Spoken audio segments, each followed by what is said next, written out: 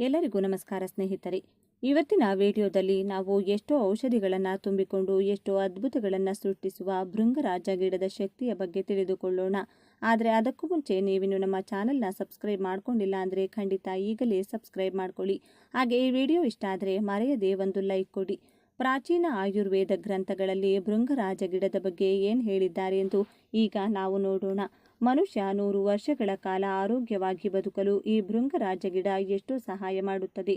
100 ವರ್ಷ ಆಯಸ್ಸು ಕೊಡುವಂತಹ ಅದ್ಭುತವಾದ ಗಿಡ ಇದು ಎಂದು ಎಷ್ಟೋ ಜನ ಸಾಧುಗಳು ಭೃಂಗರಾಜ ಗಿಡವನ್ನು ಹೊಗಳಿದ್ದಾರೆ. ಪೂರ್ವ ಕಾಲದಲ್ಲಿ ನಮ್ಮ ಹಿರಿಯರು ಈ ಗಿಡದ ಶಕ್ತಿಯ ಬಗ್ಗೆ ತಿಳಿದುಕೊಂಡು ಇದನ್ನು ಕೇವಲ ಅವರ ಕೂದಲಿಗೆ ಮಾತ್ರವಲ್ಲದೆ ಅವರ ದೇಹಕ್ಕೂ ಕೂಡ ಔಷಧಿಯಂತೆ ಉಪಯೋಗಿಸಿಕೊಂಡು ಸಂಪೂರ್ಣ ಆರೋಗ್ಯವನ್ನು ಪಡೆದುಕೊಂಡಿದ್ದರು. ಎಲ್ಲರೂ ಕೂಡ ಈ ಗಿಡವನ್ನು ನೋಡೇ ಇರುತ್ತೀರಿ. ಈ ಗಿಡ ಕಾಲುವೆಗಳ ಹತ್ತಿರ, ಕೆರೆಗಳ ಹತ್ತಿರ, ಹೀಗೆ ತೇವಾಂಶ ಇರುವ ಕಡೆ ಹೆಚ್ಚಾಗಿ ಬೆಳೆಯುವಂತಹ ಔಷಧಿಯ ಗಿಡ. ಈ ಗಿಡಕ್ಕೆ ಬಿಳಿ ಬಣ್ಣದ ಚಿಕ್ಕ ಚಿಕ್ಕ ಹೂಗಳು ಹುಟ್ಟುತ್ತವೆ. ಇದು ಯಾವುದೇ ಸೀಸನ್ ಇಲ್ಲದೆ ವರ್ಷವಿಡೀ ಸಿಗುತ್ತದೆ. ಈ ಗಿಡ ಮನುಷ್ಯರಿಗೆ ಪ್ರಕೃತಿ ಕೊಟ್ಟಿರುವ ವರ ಎಂದೇ ಹೇಳಬಹುದು. ಈ ಗಿಡದಲ್ಲಿರುವ ಶಕ್ತಿಯನ್ನು ಗುರುತಿಸಿ ಈ ಮಧ್ಯಕಾಲದಲ್ಲಿ ಬರುತ್ತಿರುವ ಎಲ್ಲ ಕೂದಲಿಗೆ ಸಂಬಂಧಿಸಿದಂತಹ ಪ್ರಾಡಕ್ಟ್ಗಳಲ್ಲಿ, ಅಂದರೆ ಶಾಂಪೂ, ಹರ್ಬಲ್ ಪೌಡರ್, ಎಣ್ಣೆ, ಮೆಹಂದಿ ಪೌಡರ್, ಹೇರ್ ಡೈ ಮುಂತಾದವುಗಳಲ್ಲಿ ಈ ಗಿಡವನ್ನು ಉಪಯೋಗಿಸುತ್ತಿದ್ದಾರೆ. ಈ ಗಿಡವನ್ನು ಉಪಯೋಗಿಸಿಕೊಂಡ್ರೆ ನಮ್ಮ ಕೂದಲು ಉದುರುವುದಿಲ್ಲ. ಕೂದಲು ಕಪ್ಪಗೆ, ದಟ್ಟವಾಗಿ, ಡ್ಯಾಂಡ್ರಫ್ ಇಲ್ಲದೆ ಬೆಳೆಯುತ್ತದೆ. ಮಾರ್ಕೆಟ್ನಲ್ಲಿ ಈ ಗಿಡಕ್ಕೆ ಒಳ್ಳೆಯ ಬೆಲೆ ಇದೆ. ಕೆಲ ವರ್ಷಗಳ ಹಿಂದೆ ನಡೆಸಿದ ಪರಿಶೋಧನೆಯಲ್ಲಿ ಈ ಗಿಡದಲ್ಲಿ ಇರುವಂಥ ಎಕ್ಲಿಪ್ಟಿನ್ ಎಂಬ ಔಷಧಿಗೆ ಲಿವರನ್ನು ಗುಣಪಡಿಸುವ ಶಕ್ತಿ ಇದೆ ಎಂದು ತಿಳಿದು ಬಂದಿದೆ. ಅಥರ್ವಣ ವೇದದಲ್ಲೂ ಕೂಡ ಈ ಗಿಡದ ಬಗ್ಗೆ ಎಷ್ಟೋ ವಿಷಯಗಳನ್ನು ಬರೆದಿದ್ದಾರೆ. ಅದೇನೆಂದರೆ, ಈ ಗಿಡವು ನೆನಪಿನ ಶಕ್ತಿಯನ್ನು ಹೆಚ್ಚಿಸಿ ಮೆದುಳನ್ನು ಆರೋಗ್ಯವಾಗಿಡುತ್ತದೆ, ಪಿತ್ತದೋಷಗಳನ್ನು ನಿವಾರಿಸುತ್ತದೆ, ಕೂದಲನ್ನು ದೃಢವಾಗಿ ಕಪ್ಪಗೆ ಬೆಳೆಯುವಂತೆ ಮಾಡಿ ಕೂದಲು ಉದುರುವಿಕೆಯನ್ನು ತಡೆಗಟ್ಟುತ್ತದೆ, ಕಣ್ಣು ಹಾಗೂ ಹಲ್ಲುಗಳಿಗೆ ಒಳ್ಳೆಯ ಆರೋಗ್ಯ ಕೊಡುತ್ತದೆ, ಕಾಮಾಲೆ ಕಾಯಿಲೆ ಗುಣವಾಗಲು ಕೂಡ ಈ ಗಿಡ ಒಳ್ಳೆಯ ಔಷಧಿಯಂತೆ ಕೆಲಸ ಮಾಡುತ್ತದೆ ಎಂದು ಅಥರ್ವಣ ವೇದದಲ್ಲಿ ಬರೆಯಲಾಗಿದೆ. ಅಥರ್ವಣ ವೇದವನ್ನು ಪರಮೇಶ್ವರ 4ನೇ ವೇದದಂತೆ ಪ್ರಕಟಿಸಿ ಈ ಸೃಷ್ಟಿಗೆ ಎಷ್ಟೋ ಉಪಕಾರ ಮಾಡಿದ್ದಾರೆ.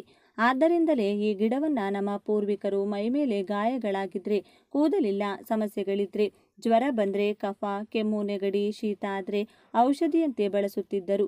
ಈ ಗಿಡವನ್ನು ಪೂರ್ವ ಕಾಲದಿಂದಲೂ ಭಾರತೀಯ ಸಾಂಪ್ರದಾಯಿಕ ಚಿಕಿತ್ಸೆಯಲ್ಲಿ ಅತಿ ಹೆಚ್ಚಾಗಿ ಬಳಸಲಾಗುತ್ತಿದೆ. ಸಂಪೂರ್ಣ ಆರೋಗ್ಯ ಪಡೆಯಲು ಭೃಂಗರಾಜ ಗಿಡದಿಂದ ಈ ರೀತಿ ಮಾಡಬೇಕು ಎಂದು ಆಯುರ್ವೇದ ಗ್ರಂಥಗಳು ಹೇಳುತ್ತಿವೆ. ಇದಕ್ಕಾಗಿ ಸಾಧ್ಯವಾದಷ್ಟು ಹೆಚ್ಚಾಗಿ ಭೃಂಗರಾಜ ಎಲೆಗಳನ್ನು ಕಿತ್ತು ತಂದು ತೊಳೆದು ನೆರಳಿನಲ್ಲಿ ಒಣಗಿಸಿ ಪೂರ್ತಿಯಾಗಿ ಒಣಗಿದ ಮೇಲೆ ಚೆನ್ನಾಗಿ ಪುಡಿ ಮಾಡಿ ಸ್ಟೋರ್ ಮಾಡಿಟ್ಟುಕೊಳ್ಳಿ. ಈ ಪುಡಿಯನ್ನು ಪ್ರತಿದಿನ ನಿಮ್ಮ 3 ಬೆರಳುಗಳಲ್ಲಿ ಎಷ್ಟು ಸಾಧ್ಯವಾಗುತ್ತದೋ ಅಷ್ಟು ತೆಗೆದುಕೊಂಡು ಅದನ್ನು ಬಾಯಲ್ಲಿ ಹಾಕಿಕೊಂಡು ನೀರು ಕುಡಿಯುತ್ತಿದ್ದರೆ ನಿಮ್ಮ ಕಣ್ಣಿನ ದೃಷ್ಟಿ ಹೆಚ್ಚಾಗುತ್ತದೆ, ವೀರ್ಯ ಹೆಚ್ಚು ಉತ್ಪತ್ತಿಯಾಗುತ್ತದೆ, ರಕ್ತ ಶುದ್ಧಿ, ಮುಖ್ಯವಾಗಿ ಲಿವರ್ ಹಾಳಾಗದಂತೆ ಕಾಪಾಡುತ್ತದೆ. ಆಯುರ್ವೇದ ಗ್ರಂಥವು ಇದನ್ನು ದಿವ್ಯ ಸಂಜೀವಿನಿ ಎಂದು ಕರೆದಿದೆ.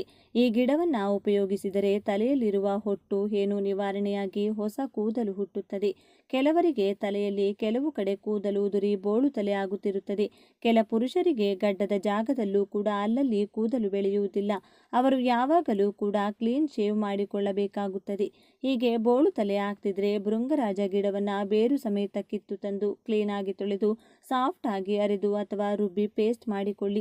ಆ ಪೇಸ್ಟನ್ನು ಪ್ರತಿದಿನ 1 ವಾರದ ಕಾಲ ಕೂದಲಿಗೆ ಅಥವಾ ಗಡ್ಡಕ್ಕೆ ಹಚ್ಚಿಕೊಂಡು 15 ನಿಮಿಷ ಹಾಗೆ ಬಿಟ್ಟು ಅದರ ನಂತರ ಉಗುರು ಬೆಚ್ಚಗಿನ ನೀರಿನಲ್ಲಿ ತೊಳೆದುಕೊಳ್ಳುತ್ತಿದ್ರೆ ಒಂದೇ ವಾರದಲ್ಲಿ ಆ ಜಾಗದಲ್ಲಿ ಹೊಸ ಕೂದಲು ಹುಟ್ಟುತ್ತದೆ. ಮನೆಯಲ್ಲಿ ಅಥವಾ ಎಲ್ಲಾದರೂ ಹೊಲಗಳಲ್ಲಿ ಅಕಸ್ಮಾತ್ತಾಗಿ ಚೇಳು ಕಚ್ಚಿದರೆ ಆ ಜಾಗದಲ್ಲಿ ಈ ಭೃಂಗರಾಜ ಎಲೆಗಳನ್ನು ಅರೆದು ಅದನ್ನು ಆ ಜಾಗದಲ್ಲಿಟ್ಟು ಒಂದು ಬಟ್ಟೆಯನ್ನು ಕಟ್ಟಿದರೆ ವಿಷವೆಲ್ಲ ಕೂಡ ಇದು ಎಳೆದುಕೊಳ್ಳುತ್ತದೆ. ಇನ್ನು ಸೈನಸೈಟಿಸ್ ಸಮಸ್ಯೆಯಿಂದ ಬಳಲುವವರು ಈ ಭೃಂಗರಾಜ ಎಲೆಗಳ ರಸವನ್ನು 2 ಮೂಗಿನ ರಂಧ್ರಗಳಲ್ಲಿ 4 ಡ್ರಾಪ್ಗಳಷ್ಟು ಹಾಕಿಕೊಂಡ್ರೆ ಕೆಲವೇ ದಿನಗಳಲ್ಲಿ ಸೈನಸೈಟಿಸ್ ಹೊರಟು ಹೋಗುತ್ತದೆ. ಕಾಮಾಲೆ ಕಾಯಿಲೆ ಇದ್ದರೆ ಭೃಂಗರಾಜ ಎಲೆಯ ರಸವನ್ನು 10 ml ನಷ್ಟು ದಿನದಲ್ಲಿ 2 ಸಲ 5 ರಿಂದ 6 ದಿನಗಳ ಕಾಲ ಕುಡಿದರೆ ಕಾಮಾಲೆ ಕಾಯಿಲೆ ಹೊರಟು ಹೋಗುತ್ತದೆ. ಈ ರೀತಿ ಭೃಂಗರಾಜ ಎಲೆಯ ರಸ ಕುಡಿಯುವುದರಿಂದ ಅದು ನಮ್ಮ ರಕ್ತವನ್ನು ಶುದ್ಧಿ ಮಾಡಿ ನಮ್ಮ ರಕ್ತದಲ್ಲಿ ಯಾವುದಾದರೂ ಮಲಿನ ಪದಾರ್ಥಗಳ ಅಥವಾ ವಿಷ ಪದಾರ್ಥಗಳಿದ್ರೆ ಅದನ್ನೆಲ್ಲ ಕೂಡ ತೆಗೆದುಹಾಕುತ್ತದೆ.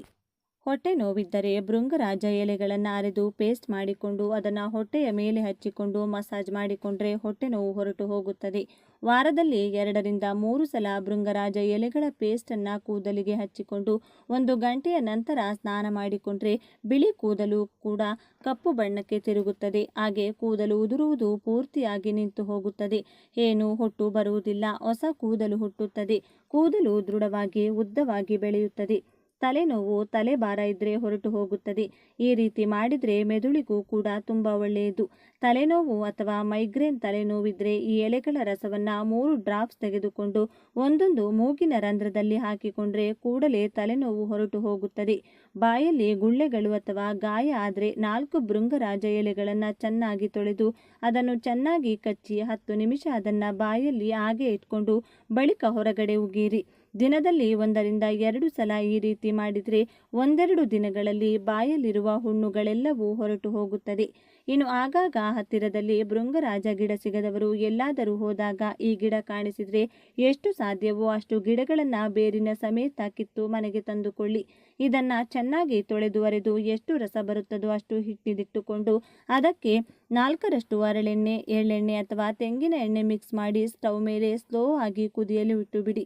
ಸ್ವಲ್ಪ ಹೊತ್ತಿಗೆ ಚಿಟಪಟ ಎಲ್ಲ ನಿಂತು ಹೋಗಿ ಆ ರಸ ಎಣ್ಣೆಯ ಜೊತೆ ಪೂರ್ತಿಯಾಗಿ ಮಿಕ್ಸ್ ಆದ ಮೇಲೆ ಸ್ಟವ್ ಆಫ್ ಮಾಡಿ ತಣ್ಣಗಾದ ಮೇಲೆ ಆ ಎಣ್ಣೆಯನ್ನು ಸ್ಟೋರ್ ಮಾಡಿಟ್ಟುಕೊಳ್ಳಿ. ಈ ಎಣ್ಣೆಯನ್ನು ಪುಟ್ಟ ಮಕ್ಕಳಿಂದ ವೃದ್ಧರವರೆಗೂ ಕೂಡ ಯಾರು ಬೇಕಾದರೂ ಕೂದಲಿಗೆ ಹಚ್ಚಿಕೊಳ್ಳಬಹುದು. ಪುಟ್ಟ ಮಕ್ಕಳು ಹಚ್ಚಿಕೊಳ್ಳುವುದರಿಂದ ಅವರಿಗೆ ಬಿಳಿ ಕೂದಲಿನ ಸಮಸ್ಯೆ ಬರುವುದಿಲ್ಲ. ಕಣ್ಣಿನ ದೃಷ್ಟಿ ಹೆಚ್ಚಾಗುತ್ತದೆ. ಬಿಳಿ ಕೂದಲಿರುವವರು ಇದನ್ನು ಹಚ್ಚಿಕೊಂಡ್ರೆ ಕ್ರಮೇಣ ಬಿಳಿ ಕೂದಲು ಕೂಡ ಕಪ್ಪು ಬಣ್ಣಕ್ಕೆ ತಿರುಗುತ್ತದೆ.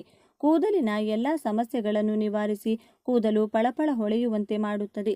ಜೊತೆಗೆ ಇದು ಕಣ್ಣಿನ ನರಗಳಿಗೂ ಕೂಡ ಶಕ್ತಿ ಕೊಡುತ್ತದೆ.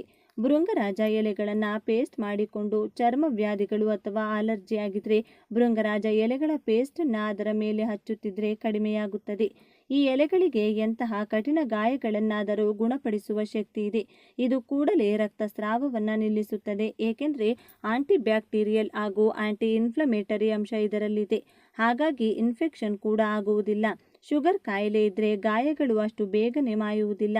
ಆದರೆ ಭೃಂಗರಾಜ ಎಲೆಗಳ ರಸ ಆ ಗಾಯಗಳನ್ನು ಕೂಡ ಗುಣಪಡಿಸುತ್ತದೆ. ಇನ್ನು ಹಲ್ಲು ನೋವಿದ್ದರೆ ಅಥವಾ ಬಾಯಿ ವಾಸನೆ ಬರುತ್ತಿದ್ದರೆ ಕೆಲವು ಭೃಂಗರಾಜ ಎಲೆಗಳನ್ನು ತೊಳೆದುಕೊಂಡು ಚೆನ್ನಾಗಿ ಕಚ್ಚಿ 10 ನಿಮಿಷಗಳವರೆಗೂ ಬಾಯಲ್ಲಿ ಹಾಗೆ ಇಟ್ಟುಕೊಂಡು ನಂತರ ಹೊರಗಡೆ ಉಗಿದು ಉಗುರು ಬೆಚ್ಚಗಿನ ನೀರಿನಲ್ಲಿ ಬಾಯಿ ತೊಳೆದುಕೊಂಡ್ರೆ ಬಾಯಲ್ಲಿರುವ ಎಲ್ಲ ಬ್ಯಾಕ್ಟೀರಿಯಾಗಳು ಕೂಡ ಸತ್ತು ಹೋಗುತ್ತದೆ. ಹಾಗಾಗಿ ಹಲ್ಲು ನೋವು ಅಥವಾ ಬಾಯಿ ವಾಸನೆ ಬರುವುದಿಲ್ಲ. ಪೈಲ್ಸ್ ಪ್ರಾಬ್ಲಮ್ ಇರುವವರು ಫ್ರೆಶ್ ಆಗಿ ಕೆಲವು ಭೃಂಗರಾಜ ಎಲೆಗಳನ್ನು ಕಿತ್ತು ತಂದು ಚೆನ್ನಾಗಿ ತೊಳೆದು ಅರೆದು ಪೇಸ್ಟ್ ಮಾಡಿಟ್ಟುಕೊಳ್ಳಿ. 50 ಗ್ರಾಂನಷ್ಟು ಭೃಂಗರಾಜ ಪೇಸ್ಟ್ಗೆ 20 ಗ್ರಾಂನಷ್ಟು ಕರಿಮೆಣಸಿನ ಪುಡಿಯನ್ನು ಬೆರೆಸಿ ಚಿಕ್ಕ ಚಿಕ್ಕ ಉಂಡೆಗಳಂತೆ ಕಟ್ಟಿಕೊಂಡು ಒಣಗಿಸಿ ಇಟ್ಟುಕೊಳ್ಳಿ. ಬೆಳಿಗ್ಗೆ 2 ಉಂಡೆಗಳು, ಸಂಜೆ 2 ಉಂಡೆಗಳು ತಿನ್ನುತ್ತಿದ್ರೆ ಕ್ರಮೇಣ ಪೈಲ್ಸ್ ಪ್ರಾಬ್ಲಮ್ ಸಂಪೂರ್ಣವಾಗಿ ಹೊರಟು ಹೋಗುತ್ತದೆ. ಒಂದು ವೇಳೆ ಜಾಸ್ತಿ ಹಲ್ಲು ನೋವಿದ್ದರೆ ಈ ಎಲೆಗಳಿಂದ ರಸ ತೆಗೆದುಕೊಂಡು ಬಲಗಡೆ ಹಲ್ಲು ನೋವಿದ್ದರೆ 4 ಡ್ರಾಪ್ ರಸವನ್ನು ಎಡಗಡೆ ಕಿವಿಯಲ್ಲಿ ಹಾಕಬೇಕು. ಹಲ್ಲು ನೋವು ಎಡಗಡೆ ಇದ್ದರೆ ಬಲಗಡೆ ಕಿವಿಗೆ ಹಾಕಬೇಕು. ಹೀಗೆ ಆಪೋಸಿಟ್ ಕಿವಿಯಲ್ಲಿ ಹಾಕಬೇಕು. ಆ ರೀತಿ ಮಾಡಿದರೆ ಸ್ವಲ್ಪ ಹೊತ್ತಿನಲ್ಲೇ ಹಲ್ಲು ನೋವು ಹೊರಟು ಹೋಗುತ್ತದೆ. ಯಾವುದೇ ರೀತಿಯಾದ ಕೆಮ್ಮಿದ್ದರೂ ಕೂಡ ಪೂರ್ತಿ ಗಿಡವನ್ನು ಕಿತ್ತು ತಂದು ಚೆನ್ನಾಗಿ ತೊಳೆದು ಅರೆದು ರಸ ತೆಗೆದು ಇಟ್ಟುಕೊಳ್ಳಿ. ಆ ರೀತಿ ತೆಗೆದ ರಸದಲ್ಲಿ 7 ml ರಸವನ್ನು ತೆಗೆದುಕೊಂಡು ಸ್ವಲ್ಪ ಅದರಲ್ಲಿ ಜೇನುತುಪ್ಪ ಬೆರೆಸಿ ದಿನದಲ್ಲಿ 2 ಸಲ ಕುಡಿಯುತ್ತಿದ್ರೆ ಎಂತಹ ಕಠಿಣ ಕೆಮ್ಮಿದ್ದರೂ ಕೂಡ ಹೊರಟು ಹೋಗುತ್ತದೆ. ಇನ್ನು ಕಿವಿಯಲ್ಲಿ ಇನ್ಫೆಕ್ಷನ್ ಬಂದಾಗ ಈ ಎಲೆಯ ರಸವನ್ನು 4 ಡ್ರಾಪ್ನಷ್ಟು ಆ ಕಿವಿಯೊಳಗೆ ಹಾಕಿಕೊಂಡ್ರೆ ಕಿವಿಯ ಇನ್ಫೆಕ್ಷನ್ ಹೊರಟು ಹೋಗುತ್ತದೆ. 10 ಗ್ರಾಂ ಭೃಂಗರಾಜ ಎಲೆಗಳಿಗೆ 2 ಗ್ರಾಂ ಕಲ್ಲುಪ್ಪು ಬೆರೆಸಿ ಅರೆದು ಉಂಡೆ ಕಟ್ಟಿಕೊಂಡು ಅದನ್ನು ಒಣಗಿಸಿ ಸ್ಟೋರ್ ಮಾಡಿಟ್ಟುಕೊಳ್ಳಿ. ನಿಮಗೆ ಮಲಬದ್ಧತೆಯಿಂದ ಹೊಟ್ಟೆ ನೋವು ಬರುತ್ತಿದ್ದರೆ ಅಥವಾ ಪೀರಿಯಡ್ಸ್ ಬಿಟ್ಟು ಯಾವುದೇ ಇತರೆ ಹೊಟ್ಟೆ ನೋವಿದ್ರೆ ಇದನ್ನು ತಿನ್ನುತ್ತಿದ್ರೆ ಆ ಹೊಟ್ಟೆ ನೋವು ಹೊರಟು ಹೋಗುತ್ತದೆ. ನೋಡಿದ್ರಲ್ಲ ಸ್ನೇಹಿತರೆ, ಇಂತಹ ಅಮೂಲ್ಯವಾದ ಗಿಡವನ್ನು ಯಾವ ಕಾರಣದಿಂದಲೂ ಮಿಸ್ ಮಾಡಿಕೊಳ್ಳಬೇಡಿ. ಈ ವಿಡಿಯೋ ಇಷ್ಟ ಆದರೆ ಲೈಕ್ ಮಾಡಿ, ಶೇರ್ ಮಾಡಿ. ಇಂತಹ ಹೆಚ್ಚಿನ ಉತ್ತಮ ಮಾಹಿತಿಗಳಿಗಾಗಿ ತಪ್ಪದೇ ನಮ್ಮ ಚಾನೆಲ್ನ ಸಬ್ಸ್ಕ್ರೈಬ್ ಮಾಡಿಕೊಳ್ಳಿ. ಮಲ್ಲಿಗೆ ಹೂ ತನ್ನ ಅಂದ, ಮೃದುವಾದ ಬಿಳಿ ಬಣ್ಣ ಹಾಗೂ ಅದ್ಭುತ ಪರಿಮಳದಿಂದ ಎಲ್ಲರ ಮನಸ್ಸನ್ನು ಸೂರೆಗೊಳಿಸುತ್ತದೆ. ಗುಲಾಬಿ ನಂತರ ಅತ್ಯಂತ ಜನಪ್ರಿಯ ಹೂವೆಂದರೆ ಅದು ಮಲ್ಲಿಗೆ. ವಿಶೇಷವಾಗಿ ಮಹಿಳೆಯರಿಗೆ ಇದು ಅಚ್ಚುಮೆಚ್ಚು. ಕೇವಲ ಅಲಂಕಾರಕ್ಕೆ ಮಾತ್ರವಲ್ಲದೆ ಮಲ್ಲಿಗೆಯ ಸುವಾಸನೆಯು ಆರೋಗ್ಯಕ್ಕೂ ಮನಃಶಾಂತಿಗೂ ಮತ್ತು ದಾಂಪತ್ಯ ಜೀವನಕ್ಕೂ ಹಲವು ಪ್ರಯೋಜನಗಳನ್ನು ನೀಡುತ್ತದೆ. ನಮ್ಮ ಭಾರತೀಯ ಸಂಸ್ಕೃತಿಯಲ್ಲಿ ಹೂಗಳಿಗೆ ವಿಶೇಷವಾದ ಸ್ಥಾನವಿದೆ. ಅವುಗಳಲ್ಲಿ ತನ್ನ ಅಗಾಧ ಸುಗಂಧ ಮತ್ತು ಶುಭ್ರ ಬಿಳಿ ಬಣ್ಣದಿಂದಲೇ ಹೂಗಳ ರಾಣಿ ಎಂದು ಖ್ಯಾತಿಯನ್ನ ಪಡೆದಿರುವುದು ಮಲ್ಲಿಗೆ ಹೂ. ಮಲ್ಲಿಗೆ ಕೇವಲ ಒಂದು ಹೂವಲ್ಲ, ಅದು ಪವಿತ್ರತೆ, ಶುದ್ಧತೆ ಮತ್ತು ಸೌಂದರ್ಯದ ಪ್ರತೀಕ. ಪ್ರಾಚೀನ ಕಾಲದಿಂದಲೂ ಸಹ ದೇವರ ಪೂಜೆಯಿಂದ ಹಿಡಿದು ಸಾಹಿತ್ಯದ ವರ್ಣನೆಯವರೆಗೂ ಸಹ ಮಲ್ಲಿಗೆಯ ಸುಗಂಧ ಅಚ್ಚಳಿಯದೆ ಉಳಿದುಕೊಂಡಿದೆ. ಸೂರ್ಯ ಮುಳುಗಿದ ಮೇಲೆ ಇಡೀ ಪರಿಸರದಲ್ಲಿ ತನ್ನ ಅಮಲೇರಿಸುವ ಸುಗಂಧದಿಂದ ಆವರಿಸಿರುವ ಈ ಸುಂದರ ಮಲ್ಲಿಗೆಯ ಧಾರ್ಮಿಕ ಮಹತ್ವ ಮತ್ತು ಆರೋಗ್ಯ ಲಾಭಗಳ ಬಗ್ಗೆ ನಮ್ಮ ಈ ವಿಡಿಯೋ ಮೂಲಕ ನಾವಿಂದು ತಿಳಿದುಕೊಳ್ಳೋಣ. ಅದಕ್ಕೂ ಮುನ್ನ ನೀವಿನ್ನು ಚಾನಲ್ಗೆ ಸಬ್ಸ್ಕ್ರೈಬ್ ಆಗಿಲ್ಲ ಅಂದರೆ ಈಗಲೇ ಸಬ್ಸ್ಕ್ರೈಬ್ ಆಗಿ, ಹಾಗೆ ವಿಡಿಯೋಗೆ ಲೈಕ್ ಮಾಡಿ, ವಿಡಿಯೋ ಸ್ಕಿಪ್ ಮಾಡದೆ ಕೊನೆ ತನಕ ನೋಡಿ. ಹೆಣ್ಣು ಮಕ್ಕಳಿಗೆ ಮಲ್ಲಿಗೆ ಅಂದರೆ ಅಚ್ಚುಮೆಚ್ಚು. ಸಾಂಪ್ರದಾಯಿಕ ಉಡುಗೆ ತೊಟ್ಟರೆ ಮಲ್ಲಿಗೆ ಇರಲೇಬೇಕು.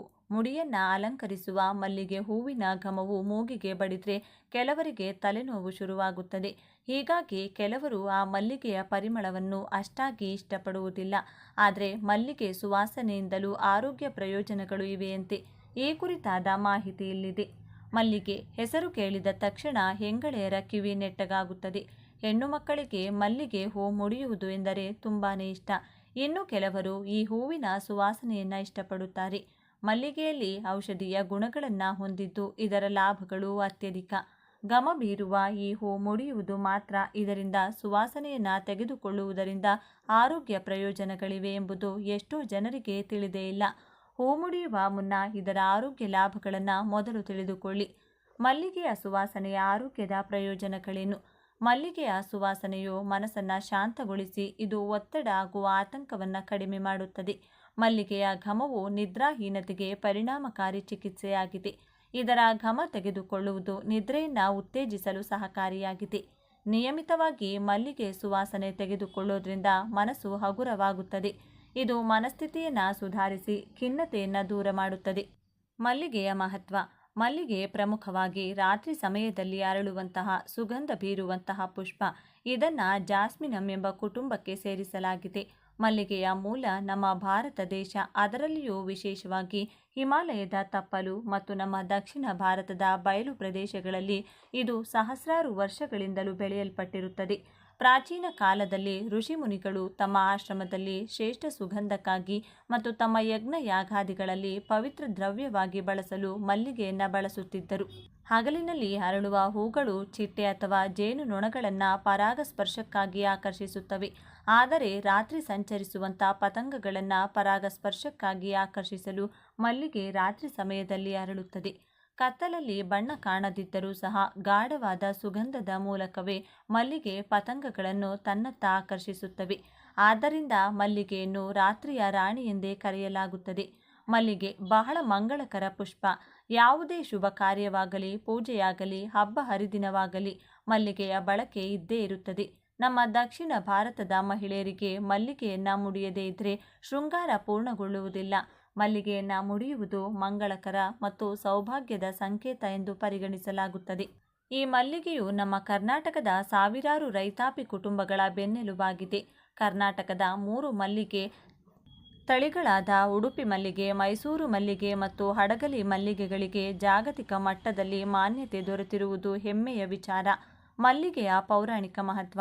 ಮಲ್ಲಿಗೆ ಭೂಲೋಕಕ್ಕೆ ಬಂದಿರುವ ಕುರಿತಾಗಿ ಒಂದು ರೋಚಕವಾದ ಕಥೆ ಇದೆ. ಪುರಾಣಗಳ ಪ್ರಕಾರ ಮಲ್ಲಿಗೆಯ ವಿವಿಧ ತಳಿಗಳು ಇಂದ್ರದೇವನ ಸ್ವರ್ಗಲೋಕದ ನಂದನವನದಲ್ಲಿ ಇದ್ದವಂತೆ. ದ್ವಾಪರ ಯುಗದಲ್ಲಿ ಪ್ರಭು ಶ್ರೀ ಕೃಷ್ಣ ಪರಮಾತ್ಮರು ತಮ್ಮ ಪತ್ನಿ ಸತ್ಯಭಾಮಿಗಾಗಿ ನಂದನವನದಿಂದ ಪಾರಿಜಾತವನ್ನು ಭೂಲೋಕಕ್ಕೆ ತಂದಾಗ ಅದರೊಂದಿಗೆ ಮಲ್ಲಿಗೆಯಂತಹ ಇತರ ಸುಗಂಧಿತ ಸಸ್ಯಗಳನ್ನು ಸಹ ಭೂಲೋಕಕ್ಕೆ ತಂದರು ಎಂಬ ಉಲ್ಲೇಖವಿದೆ. ಹೀಗಾಗಿ ಮಲ್ಲಿಗೆಯನ್ನು ಸ್ವರ್ಗಲೋಕದ ಪುಷ್ಪ ಅಥವಾ ದೇವಲೋಕದ ಪುಷ್ಪ ಎಂದು ಕರೆಯಲಾಗುತ್ತದೆ. ಹಿಂದೂ ಪುರಾಣಗಳ ಪ್ರಕಾರ ಪ್ರೇಮದ ದೇವರಾದಂತಹ ಕಾಮದೇವನು ಕಬ್ಬಿನ ಬಿಲ್ಲನ್ನ ಮತ್ತು 5 ಬಗೆಯ ಹೂಗಳ ಬಾಣಗಳನ್ನು ಬಳಸುತ್ತಿದ್ದನಂತೆ. ಆ 5 ಪವಿತ್ರ ಹೂಗಳಲ್ಲಿ ಮಲ್ಲಿಗೆಯೂ ಸಹ ಮುಖ್ಯವಾದದ್ದು. ಮಲ್ಲಿಗೆಯ ತೀವ್ರವಾದ ಸುಗಂಧ ಮನುಷ್ಯನ ಮನಸ್ಸಿನ ಪ್ರೇಮದ ಭಾವನೆಯನ್ನು ಜಾಗೃತಗೊಳಿಸುತ್ತದೆ. ಕಾಮದೇವ ವಸಂತ ಕಾಲದ ಅಧಿಪತಿಯೂ ಹೌದು. ಮಲ್ಲಿಗೆ ವಸಂತ ಹಾಗೂ ಬೇಸಿಗೆ ಕಾಲದಲ್ಲಿ ಹೇರಳವಾಗಿ ಅರಳುವುದರಿಂದ ಇದನ್ನು ಕಾಮದೇವನಿಗೆ ಅತ್ಯಂತ ಪ್ರಿಯವಾದ ಪುಷ್ಪ ಎಂದು ಪರಿಗಣನೆ ಮಾಡಲಾಗುತ್ತದೆ. ಧಾರ್ಮಿಕ ಮಹತ್ವ. ಮಲ್ಲಿಗೆಯ ಹೂ ಅದರ ಬಿಳಿ ಬಣ್ಣ ಮತ್ತು ಪವಿತ್ರ ಸುಗಂಧದಿಂದಲೇ ಹಲವು ದೇವಾನುದೇವತೆಗಳಿಗೆ ಅತ್ಯಂತ ಪ್ರಿಯವಾದದ್ದಾಗಿದೆ. ಮಲ್ಲಿಗೆಯ ಹೂ ಬಿಳಿಯದ್ದಾಗಿದ್ದು ಪ್ರಶಾಂತ ಸುಗಂಧವನ್ನು ನೀಡುವುದರಿಂದಲೇ ಅದನ್ನು ಸಾತ್ವಿಕ ಪುಷ್ಪ ಎಂದು ಕರೆಯಲಾಗುತ್ತದೆ. ದೇವರಿಗೆ ಪೂಜೆಯನ್ನು ಸಲ್ಲಿಸುವಾಗ ನಮ್ಮ ಮನಸ್ಸು ಮಲ್ಲಿಗೆಯಷ್ಟೇ ನಿರ್ಮಲವಾಗಿರಬೇಕು ಎಂಬುದು ಪರಿಶುದ್ಧ ಬಿಳಿ ಬಣ್ಣದ ಮಲ್ಲಿಗೆಯನ್ನು ದೇವರ ಪೂಜೆಯಲ್ಲಿ ಬಳಸುವುದರ ಹಿಂದಿರುವ ಸದುದ್ದೇಶವಾಗಿದೆ. ಮಲ್ಲಿಗೆಯ ಸುವಾಸನೆ ಪೂಜಾ ಸ್ಥಳದಲ್ಲಿ ಧನಾತ್ಮಕ ಕಂಪನಗಳನ್ನು ಸೃಷ್ಟಿಸಿ ಭಕ್ತರಲ್ಲಿ ಏಕಾಗ್ರತೆ ಮತ್ತು ಪ್ರಶಾಂತತೆಯನ್ನು ಮೂಡಿಸುತ್ತದೆ.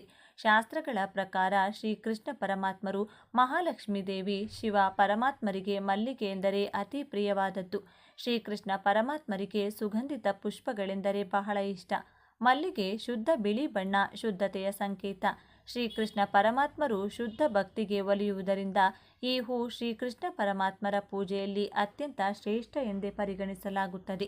ಪ್ರಭು ಶ್ರೀಕೃಷ್ಣ ಪರಮಾತ್ಮರು ಬೃಂದಾವನದಲ್ಲಿ ಗೋಪಿಕೆಯರೊಂದಿಗೆ ಮಲ್ಲಿಗೆಯ ಬಳ್ಳಿಗಳ ನಡುವೆ ವಿಹರಿಸುತ್ತಿದ್ದರು ಎಂಬ ಉಲ್ಲೇಖವಿದೆ. ಮಲ್ಲಿಗೆಯಿಂದ ಪ್ರಭು ಶ್ರೀಕೃಷ್ಣ ಪರಮಾತ್ಮರನ್ನು ಪೂಜಿಸಿದರೆ ಸಮೃದ್ಧಿ ಮತ್ತು ಸಂಪತ್ತು ಲಭಿಸುತ್ತದೆ. ದೇವಾನುದೇವತೆಗಳಿಗೆ ಪ್ರಿಯವಾದ ಹೂವನ್ನು ಅರ್ಪಣೆ ಮಾಡಿ ಪೂಜಿಸಿದರೆ ಶೀಘ್ರ ಫಲ ದೊರೆಯುತ್ತದೆ.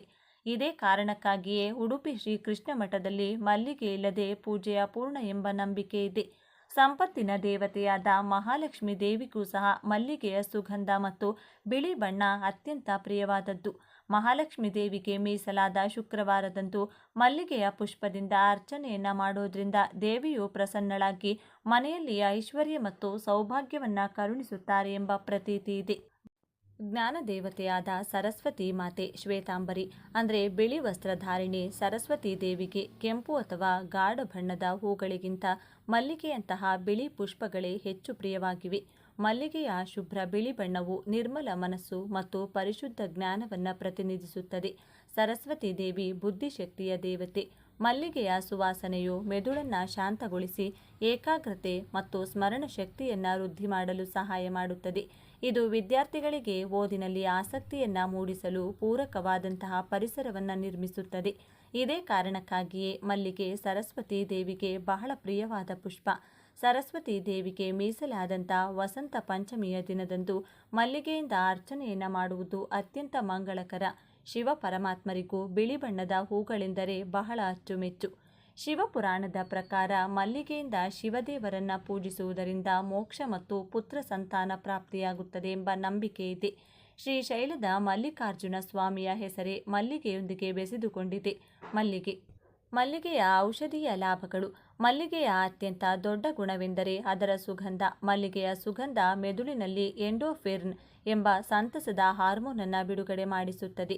ಈ ಹಾರ್ಮೋನ್ ಆತಂಕವನ್ನೆಲ್ಲ ದೂರಾಗಿಸಿ ತಕ್ಷಣವೇ ಮನಸ್ಸನ್ನು ಶಾಂತಗೊಳಿಸುತ್ತದೆ.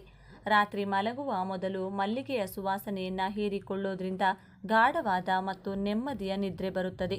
ಮಲ್ಲಿಗೆಯ ಎಣ್ಣೆಯು ಚರ್ಮದ ಕಾಂತಿಯನ್ನು ಹೆಚ್ಚಿಸುತ್ತದೆ. ಮಲ್ಲಿಗೆ ಎಣ್ಣೆಯಲ್ಲಿರುವಂಥ ಆಂಟಿ ಆಕ್ಸಿಡೆಂಟ್ಗಳು ಚರ್ಮ ಸುಕ್ಕಾಗುವುದನ್ನು ತಡೆಯುತ್ತವೆ. ಮಲ್ಲಿಗೆ ಎಣ್ಣೆಯನ್ನು ಕೂದಲಿಗೆ ಲೇಪಿಸಿಕೊಳ್ಳೋದ್ರಿಂದ ಕೂದಲಿನ ಬುಡ ಬಲಗೊಳ್ಳುತ್ತದೆ. ಮಲ್ಲಿಗೆ ಶೀತಕಾರಿ ಗುಣವನ್ನು ಹೊಂದಿರುತ್ತದೆ. ಮಲ್ಲಿಗೆಯ ಎಲೆಗಳನ್ನು ಅಗಿಯುವುದರಿಂದ ಬಾಯಿಯ ಹುಣ್ಣು ಶಮನವಾಗುತ್ತದೆ ಎಂದು ಆಯುರ್ವೇದ ಶಾಸ್ತ್ರಗಳು ಉಲ್ಲೇಖಿಸುತ್ತವೆ. ಕಣ್ಣುರಿ ಉಂಟಾದಾಗ ತಾಜಾ ಮಲ್ಲಿಗೆ ಹೂಗಳನ್ನು ಕಣ್ಣಿನ ಮೇಲೆ ಇಟ್ಕೊಳ್ಳೋದ್ರಿಂದ ತಂಪು ದೊರೆತು ಉರಿ ಕಡಿಮೆಯಾಗುತ್ತದೆ.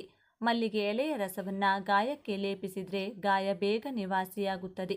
ಆತ್ಮೀಯರೇ, ಮಲ್ಲಿಗೆಯ ಹೂವಿನ ಕುರಿತಾಗಿ ಸಮಗ್ರ ಮಾಹಿತಿಯನ್ನು ತಿಳಿದುಕೊಂಡ ನಮಗೆಲ್ಲರಿಗೂ ಆ ಭಗವಂತನ ಕೃಪಾ ಕಟಾಕ್ಷ ಸದಾ ಕಾಲ ಇರಲೆಂದು ಕೋರಿಕೊಳ್ಳುತ್ತಾ ಈ ದಿನದ ಸಂಚಿಕೆಯನ್ನು ಮುಗಿಸುತ್ತಿದ್ದೇನೆ. ವೀಕ್ಷಕರೇ, ನಿಮಗೆ ಈ ವಿಡಿಯೋ ಇಷ್ಟವಾಗಿದ್ದಲ್ಲಿ ಲೈಕ್ ಮಾಡಿ, ಶೇರ್ ಮಾಡಿ ಮತ್ತು ಸಬ್ಸ್ಕ್ರೈಬ್ ಮಾಡಿ ಹಾಗೂ ಬೆಲ್ ಬಟನ್ ಒತ್ತೋದನ್ನು ಮರಿಬೇಡಿ. ಧನ್ಯವಾದಗಳು.